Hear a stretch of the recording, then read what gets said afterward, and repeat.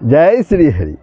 तुमेव माता च पिता तुमेव बंधुश्च सखा तुमेव विद्या द्रविणं तुमेव सर्वमं देव वसुदेव सुतं देवं कंसचाणूरमर्दनं देवकी परमानंदं कृष्णं वंदे जगद्गुरुं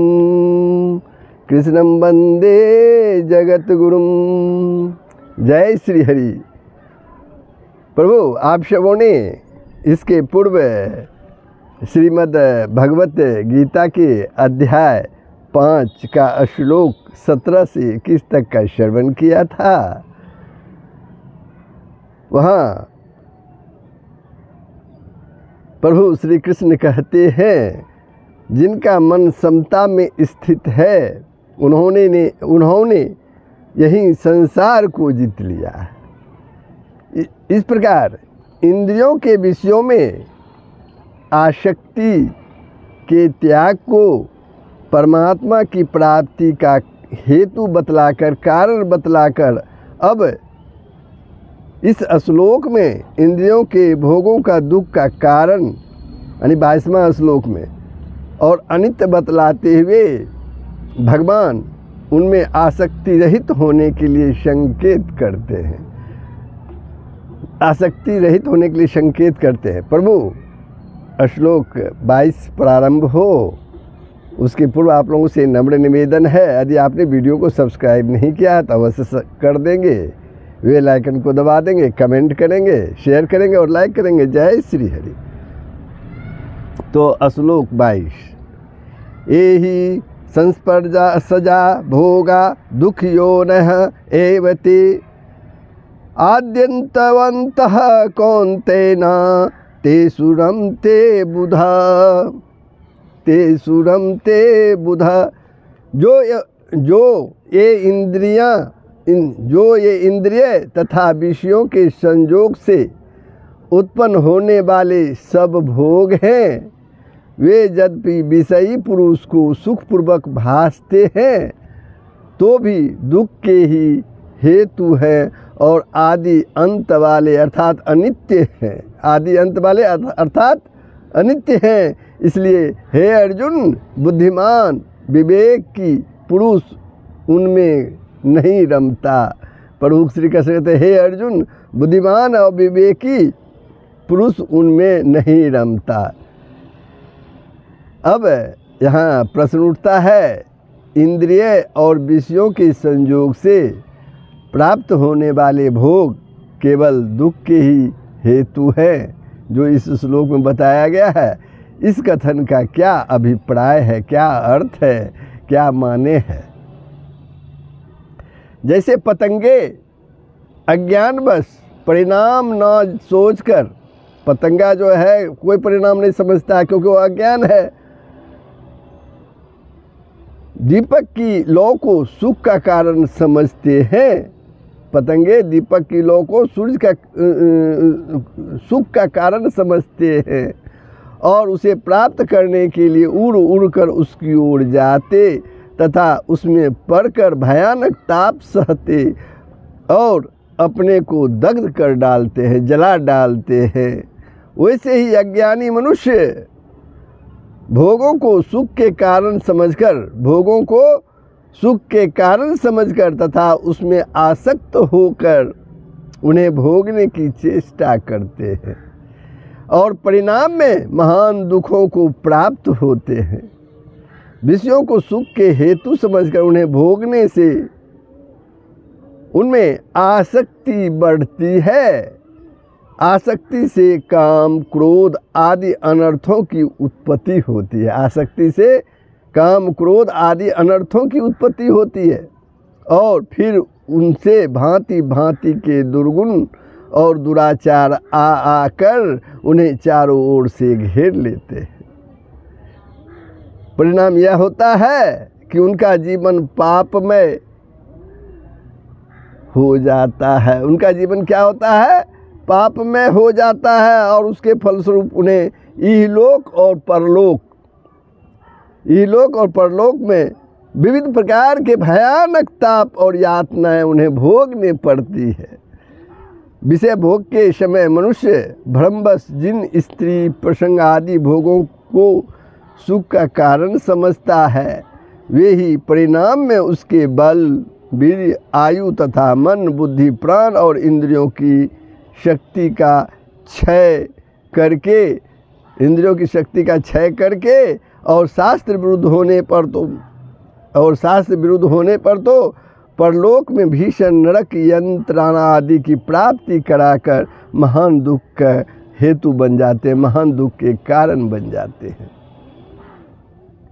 इसके अतिरिक्त एक बात यह है कि अज्ञानी मनुष्य जब दूसरे के पास अपने से अधिक भोग सामग्री देखता है, भोग का वस्तु देखता है, भोग का सामान देखता है, तब उसके मन में भी ईर्ष्या की आग जल उठती है और वह उससे जलने लगता है। ईर्ष्या की भाव उठती है और उसमें वह जलने लगता है। सुख रूप समझकर भोगे हुए विषय कहीं प्रारब्धवश नष्ट हो जाते हैं तो उनके संस्कार बार बार उनकी स्मृति कराते हैं, याद दिलाते हैं और मनुष्य उन्हें याद कर करके शोकमग्न होता, रोता, बिलखता और पछताता है। इन सब बातों पर विचार करने से यही सिद्ध होता है कि विषयों के संयोग से प्राप्त होने वाले भोग वास्तव में सर्वथा दुख के ही कारण हैं। उनमें सुख का लेस भी नहीं है, दुख के ही कारण उसमें सुख तनिक भी नहीं है, लेस भी नहीं है। अज्ञान बस भ्रम से ही वे सुख रूप प्रतीत होते हैं। इसलिए उनको भगवान ने केवल दुख के हेतु बतलाया है। एक प्रश्न और, भोगों को आदि अंत वाले बतलाने का यहाँ पर क्या अभिप्राय है? इस श्लोक में बताया गया भोग को के आदि अंत वाले बतलाने का इस में यहाँ पर क्या अभिप्राय है? इंद्रियों के भोगों को स्वप्न की या बिजली की चमक की भांति अनित्य और क्षणभंगुर बतलाने के लिए ही उन्हें आदि अंत वाले कहा गया है।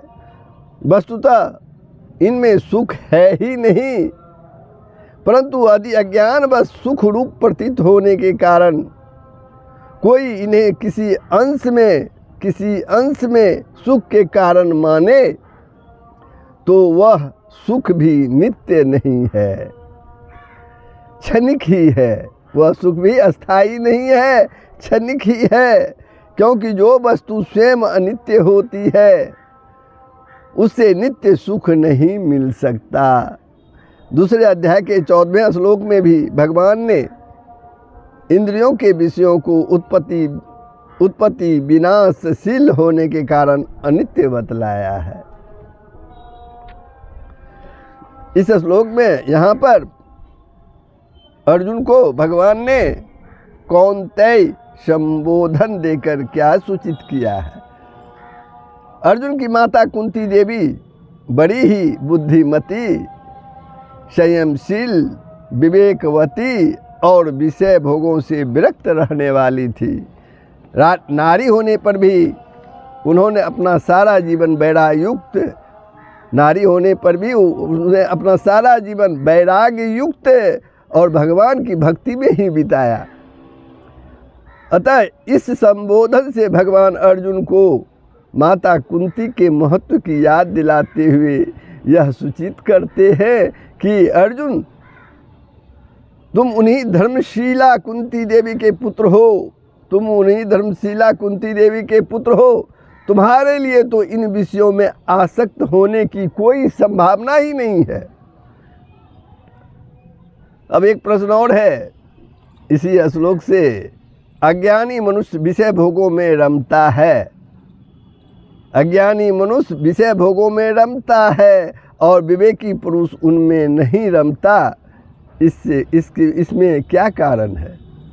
अज्ञानी मनुष्य विषय भोग में रमता है, लेकिन विवेकी मनुष्य विवेकी पुरुष जो है वह इसमें नहीं रमता। इसमें क्या कारण है? विषय भोग वास्तव में अनित्य, क्षणभंगुर और दुख रूप ही है, परंतु विवेकहीन अज्ञानी पुरुष जिसको विवेक ही नहीं है, इस बात को न जान मानकर उनमें रमता है, उनमें मन लगाता है और भांति भांति के क्लेश भोगता है, दुख भोगता है। परंतु बुद्धिमान विवेकी पुरुष जो है, उनकी अनित्य त्याग और क्षणभंगुरता पर विचार करता है। उसके अनित्य क्या है और ये क्षणभंगुर है कि नहीं है, इस पर वह विचार करता है तथा उन्हें काम, क्रोध, पाप, ताप आदि अनर्थों में हेतु समझता है और उनकी आसक्ति के त्याग को अक्षय सुख की प्राप्ति में कारण समझता है। इसलिए वह उनमें नहीं रमता। विषय भोगों को काम, क्रोध आदि के निमित्त से दुख के हेतु बतलाकर अब मनुष्य शरीर का महत्व दिखलाते हुए भगवान काम, क्रोध आदि दुर्जय शत्रुओं पर विजय प्राप्त कर लेने वाले पुरुष की प्रशंसा करते हैं। वैसे पुरुष की प्रशंसा करते हैं जो काम, क्रोध आदि पर विजय प्राप्त कर लिए हैं। शक्नोति हैव यह सोढुं प्राक् शरीर विमोक्षणात् काम क्रोधो भद्वहं वेगम स्वयुक्त स्वसुखी नरः। जो साधक इस मनुष्य शरीर में शरीर का नाश होने से पहले, जो साधक इस मनुष्य शरीर में शरीर का नाश होने से पहले ही काम, क्रोध से उत्पन्न होने वाले वेग को सहन करने में समर्थ हो जाता है, वही पुरुष योगी है और वही सुखी है। वही पुरुष योगी है और वही सुखी है। यहाँ इह और एब इन अव्ययों का प्रयोग किस अभिप्राय से किया गया है? इस श्लोक में आया है एक इह और एब, इन अव्ययों का प्रयोग किस अभिप्राय से यहाँ किया गया है? इन दोनों का प्रयोग मनुष्य शरीर का महत्व प्रकट करने के लिए किया गया है। इन दोनों का प्रयोग मनुष्य शरीर के महत्व को प्रकट करने के लिए किया गया है। देव आदि योनियों में विलासिता और भोगों की भरमार है तथा तिर्यक आदि योनियों में जड़ता की विशेषता है। अतः उन सब योनियों में काम, क्रोध पर विजय प्राप्त करने का साधन नहीं हो सकता। उन सब योनियों में ई और ऐब का प्रयोग करके भगवान मानो सावधान करते हुए कहते हैं कि शरीर नाश के पहले इस मनुष्य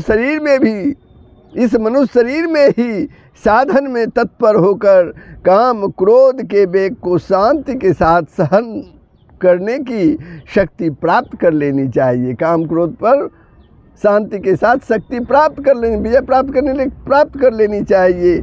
असावधानी और लापरवाही से यदि यह दुर्लभ मनुष्य जीवन विषय भोगों में बटोरने और भोगने में ही बीत गया तो फिर सिर धुन धुन कर पछताना होगा।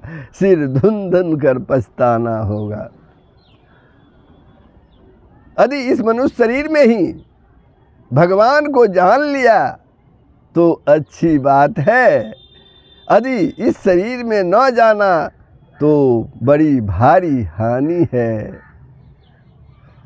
काम, क्रोध से उत्पन्न होने वाले वेग क्या है और उन्हें सहन करने में समर्थ होना किसे कहते हैं? एक प्रश्न यहाँ ये भी है।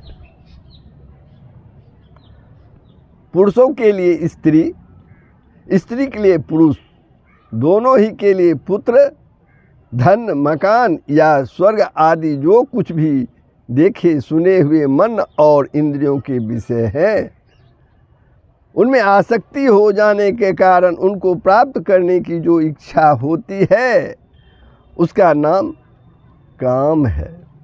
और उसके कारण अंतःकरण में होने वाले नाना प्रकार के संकल्प विकल्पों का जो प्रवाह है वह काम से उत्पन्न होने वाला वेग है। इसी प्रकार मन बुद्धि और इंद्रियों के प्रतिकूल विषयों की प्राप्ति होने पर तथा इष्ट प्राप्ति की इच्छा पूर्ति में बाधा उपस्थित होने पर उस स्थिति के कारण भूत पदार्थ या जीवों के प्रति द्वेष भाव उत्पन्न होकर अंतःकरण में जो उत्तेजना का भाव आता है उसका नाम क्रोध है। और उस क्रोध के कारण होने वाले नाना प्रकार के संकल्प विकल्पों का जो प्रवाह है वह क्रोध से उत्पन्न होने वाला वेग है। इन वेगों को शांतिपूर्वक सहन करने की अर्थात उन्हें कार्यान्वित न होने देने की शक्ति प्राप्त कर लेना, अर्थात उन्हें कार्यान्वित किसको, इन वेगों को शांतिपूर्वक सहन कर लें और उनके प्रवाह को कार्यान्वित न होने देने की शक्ति प्राप्त कर लेना ही इनको सहन करने में समर्थ होना है। इनको सहन करने में समर्थ होना है। अब एक प्रश्न है, ऐसे पुरुष को सुखी कहने का क्या अभिप्राय है? संसार में सभी मनुष्य सुख चाहते हैं, परंतु वास्तविक सुख क्या है और कैसे मिलता है, इस बात को न जानने के कारण वे भ्रम से भोगों में ही सुख समझ बैठते हैं। उन्हीं की कामना करते हैं और उन्हीं को प्राप्त करने की चेष्टा करते हैं, प्रयास करते हैं। उसमें बाधा आने पर वे क्रोध के वश में हो जाते हैं, परंतु नियम यह है कि काम क्रोध के वश में रहने वाला मनुष्य कदापि सुखी नहीं हो सकता। जो कामना के वश में है वह स्त्री, पुत्र और धन, मान आदि की प्राप्ति के लिए, और जो क्रोध के वश में है वह दूसरों का अनिष्ट करने के लिए भांति भांति के अनर्थों में और पापों में प्रवृत्त होता है। परिणाम में वह इस लोक में रोग, शोक, अपमान, अपयश, आकुलता, भय, अशांति, उद्वेग और नाना प्रकार के तापों को तथा परलोक में नरक और पशु पक्षी, कृमि, कीट आदि योनियों में भांति भांति के दुखों को प्राप्त होता है, क्लेशों को प्राप्त होता है। इस प्रकार वह सुख न पाकर सदा दुख ही पाता है। परंतु जिन पुरुषों ने भोगों को दुख के हेतु और क्षणभंगुर समझकर काम क्रोध आदि शत्रुओं पर भली भांति विजय प्राप्त कर ली है और जो उनके पंजे से पूर्ण रूपेण छूट गए हैं, वे सदा सुखी ही रहते हैं। इसी अभिप्राय से ऐसे पुरुष को सुखी कहा गया है। जिसने काम क्रोध आदि को जीत लिया है तथा जिसे युक्त और सुखी कहा गया है, उस पुरुष को साधक ही क्यों मानना चाहिए? उसे सिद्ध मान लिया जाए तो क्या हानि है? एक प्रश्न है। केवल काम क्रोध पर विजय प्राप्त कर लेने वाले, काम क्रोध पर विजय प्राप्त कर लेने मात्र से ही कोई सिद्ध नहीं हो जाता। सिद्ध में तो काम क्रोध आदि की गंध भी नहीं रहती। यह बात इसी अध्याय के 26वें श्लोक में भगवान ने कही है। फिर यहाँ उसे सुखी ही बतलाया गया है। यदि वह अक्षय सुख को प्राप्त करने वाला सिद्ध पुरुष होता तो उसके लिए यहाँ परम सुखी या अन्य कोई विलक्षण विशेषण दिया जाता। यहाँ वह उसी सात्विक सुख का अनुभव करने वाला पुरुष है जो 21वें श्लोक के पूर्वार्ध के अनुसार परमात्मा के ध्यान में प्राप्त होता है। इसलिए इस श्लोक में वर्णित पुरुष को साधक ही समझना चाहिए।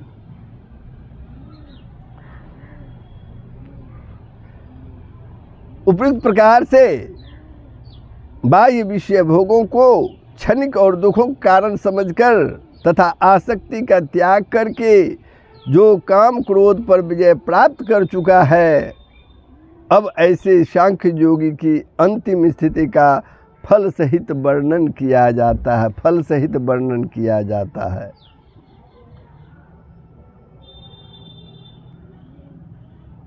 योऽन्तः सुखोऽन्तरारामस्तथानन्तर्ज्योतिरेव यः सः योगी ब्रह्मनिर्वाणं ब्रह्मभूतोऽधिगच्छति। यः अन्तः सुखः अन्तरारामः अंतरारामः तथा अंतर्ज्योतिः एव यः सः योगी ब्रह्मनिर्वाणं ब्रह्मभूतः अधिगच्छति।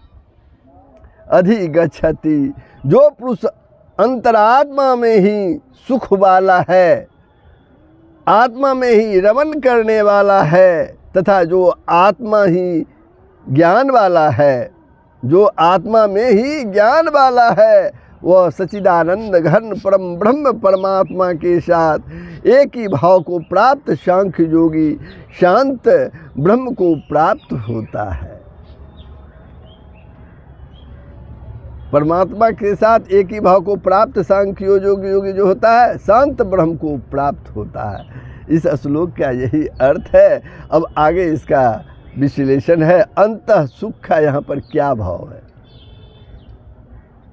यहाँ अंतः शब्द संपूर्ण जगत के अंतः स्थित परमात्मा का वाचक है, अंतःकरण का नहीं। परमात्मा का वाचक है, अंतःकरण का नहीं। इसका यह अभिप्राय है कि जो पुरुष बाह्य विषय भोग रूप सांसारिक सुखों को स्वप्न की भांति अनित्य समझ लेने के कारण उसको सुख नहीं मानता, किंतु इन सबके अंतः स्थित परम आनंद स्वरूप परमात्मा में ही सुख मानता है, वही अंतः सुख अर्थात परमात्मा में ही सुख वाला है।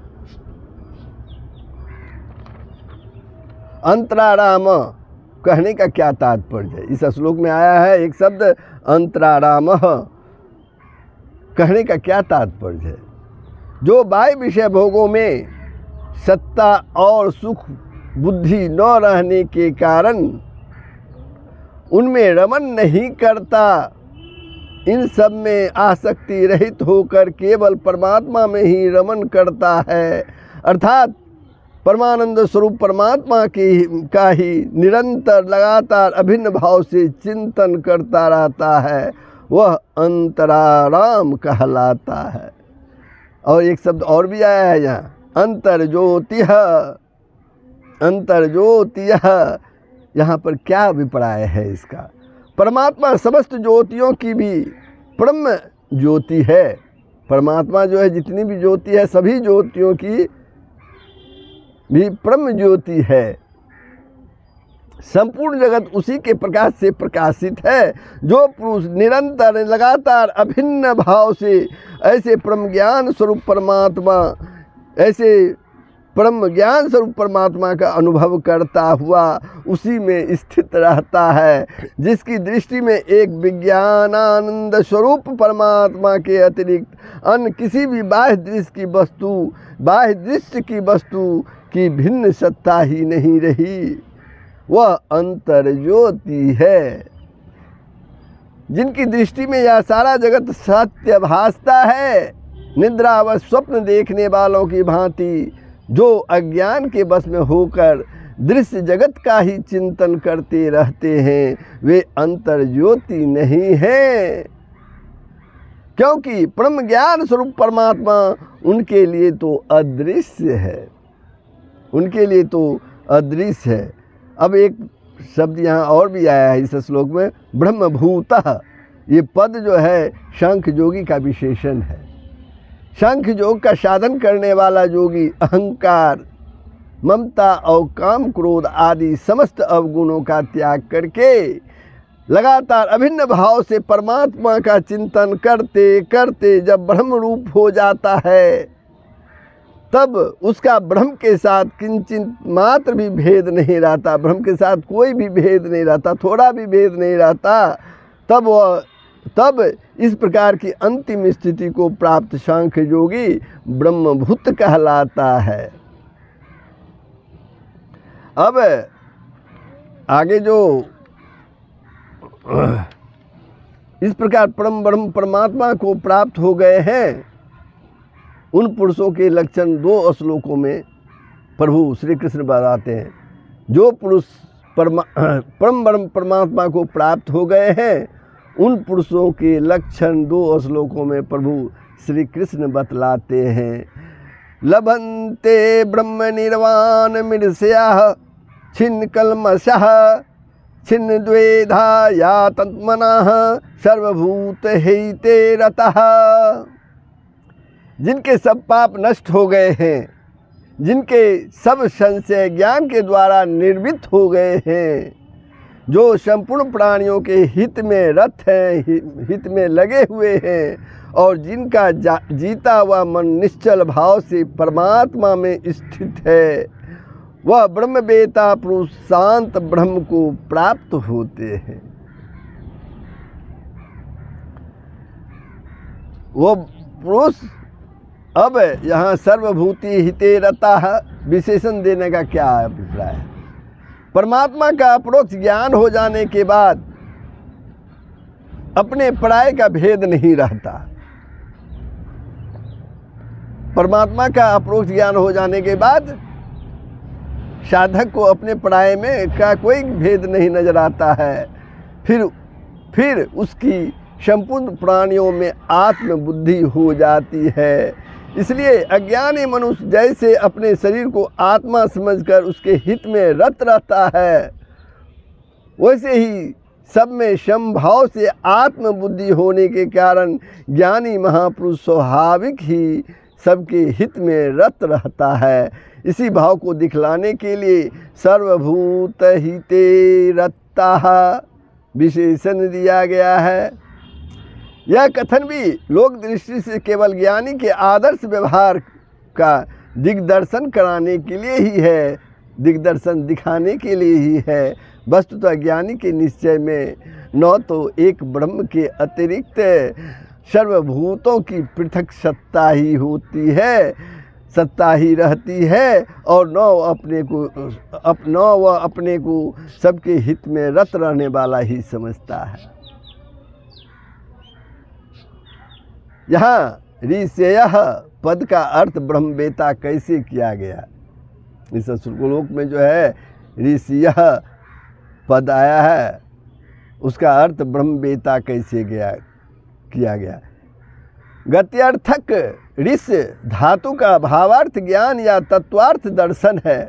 इसके अनुसार यथार्थ तत्व को भली भांति समझने वाले का नाम ऋषि होता है। अतः यहाँ ऋषि का अर्थ ब्रह्मवेता ही मानना ठीक है।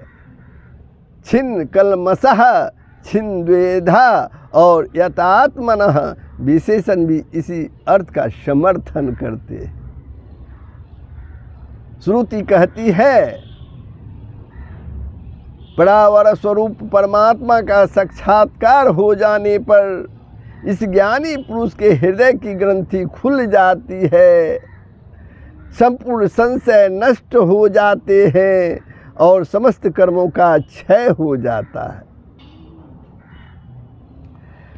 काम क्रोध वियुक्तानां यतीनां यत चेतसाम अभितो ब्रह्म निर्वाणम वर्तते विदितात्मनाम।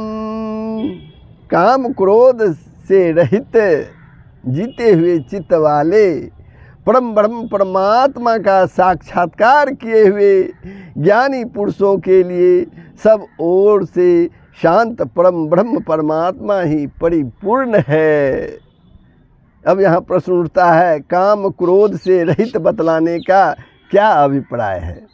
क्या ज्ञानी महात्मा के मन इंद्रियों द्वारा काम क्रोध की कोई क्रिया ही नहीं होती? तो इसका उत्तर सुन लीजिए। ज्ञानी महापुरुषों का अंतःकरण सर्वथा परिशुद्ध हो जाता है, इसलिए उसमें काम क्रोध आदि विकार लेस मात्र भी नहीं रहता, तनिक भी नहीं रहता। ऐसे महात्माओं के मन और इंद्रियों द्वारा जो कुछ भी क्रिया होती है सब स्वाभाविक ही दूसरों के हित के लिए होती है। व्यवहार काल में आवश्यकता अनुसार उनके मन और इंद्रियों द्वारा यदि शास्त्रानुकूल काम क्रोध का बर्ताव किया जाए तो उस नाटक में स्वांग धारण करके अभिनय करने वाले बर्ताव के समान केवल लोक संग्रह के लिए ही लीला मात्र ही समझना चाहिए। ज्ञानी पुरुषों के लिए सब ओर से शांत परम ब्रह्म ही परिपूर्ण है, इस कथन का क्या अभिप्राय है? परमात्मा को प्राप्त ज्ञानी महापुरुषों के अनुभव में ऊपर नीचे बाहर भीतर यहाँ वहाँ सभी सर्वत्र नित्य निरंतर एक विज्ञानानघन परम ब्रह्म परमात्मा ही विद्यमान है। एक अद्वितीय परमात्मा के सिवा अन्य किसी भी पदार्थ की सत्ता में नहीं है। इसलिए अभिप्राय से कहा गया है कि उनके लिए सभी ओर से परमात्मा ही परिपूर्ण है, परमात्मा ही परिपूर्ण है। कर्मयोग और सांख्य योग दोनों साधनों द्वारा परमात्मा की प्राप्ति और परमात्मा को प्राप्त महापुरुषों के लक्षण कहे गए हैं। उक्त दोनों ही प्रकार के साधकों के लिए वैराग्य पूर्वक मन इंद्रियों को बस में करके ध्यान योग का साधन करना उपयोगी है। अतः आगे का जो श्लोक है 27वां, उसमें संक्षेप से फल सहित ध्यान योग का वर्णन प्रभु श्री कृष्ण ने किया है। लेकिन प्रभु हम श्लोक 26 पर विश्राम लेते हैं, आगे का श्लोक दूसरे दिन। ये प्रसंग आपको कैसा लगा आप ज़रूर ही कमेंट करेंगे, लाइक करेंगे, शेयर करेंगे। गीता तो वैसे गुड़ विषय है, एक बार में कुछ नहीं होने वाला। इसका बार बार अध्ययन करने पर भी बहुत मुश्किल से इसके तथ्य को समझा जा सकता है। प्रभु इसका ध्यानपूर्वक श्रवण करें। अब हम विश्राम लेते हैं। जय श्री हरि। सबका कल्याण हो, पूरे विश्व का कल्याण हो। जय श्री हरि।